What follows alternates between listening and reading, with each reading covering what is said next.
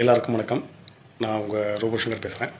இந்தியாவோட எல்லாருடைய மனசையுமே அப்படி உருக்குலை வச்சிருச்சு. இது ரொம்ப கஷ்டமாக இருக்குது பார்க்கும்போது, கேட்கும்போது. நான் எப்பயுமே சொல்கிறது, நம்மளுடைய எல்லை சாமி, நம்மை காக்கின்ற எல்லை சாமி அவங்க தான். நம்ம இங்கே இந்த நிமிஷம் இந்த வாழ்க்கையை சந்தோஷமாக இருக்கோம்னா அதுக்கு காரணம் அவங்க தான். அப்பேற்பட்ட எல்லை சாமிகள் எல்லாருமே இப்படி ஒரு தாக்குதலில் இறந்துருக்காங்க அப்படின்றப்ப ரொம்ப கஷ்டமாக இருக்குது. ரொம்ப பெருமையாக இருக்குது, அதே சமயம் கஷ்டமாக இருக்குது.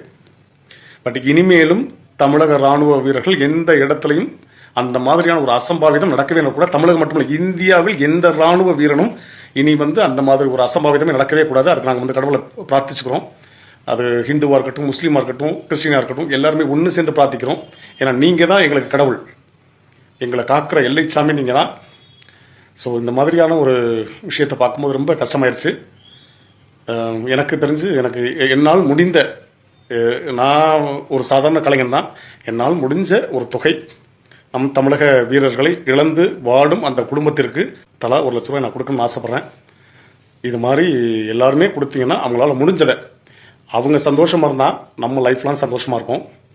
அது என்னால் முடிஞ்சது நான் கொடுக்கணும்னு ஆசைப்பட்றேன். அந்த குடும்பத்திற்கு என்னுடைய ஆழ்ந்த அனுதாபங்கள். அண்ட் சல்யூட், அந்த ஃபேமிலிக்கே சல்யூட். ஜெய் ஹிந்த்.